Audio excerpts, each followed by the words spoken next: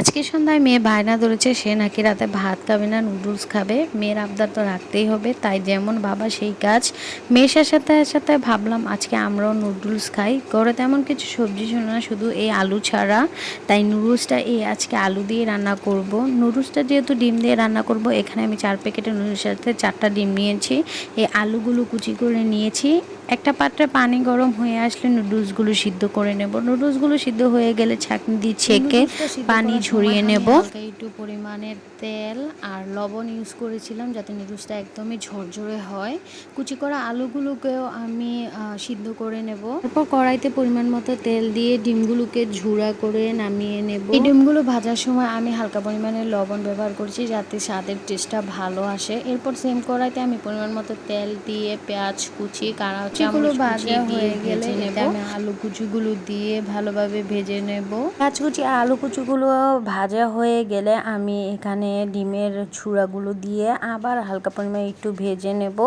সব কিছু একসাথে ভাজা হয়ে গেলে নুডলসের মশলা দিয়ে দেব। নুডলসের মশলা ভালোভাবে তারপর মিশিয়ে দেব।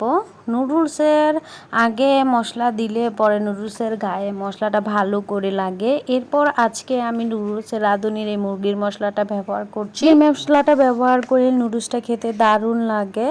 আর আপনারাও একবার হলেও এভাবে ট্রাই করে দেখবেন, দেখেন আপনাদের কাছেও ভালো লাগবে।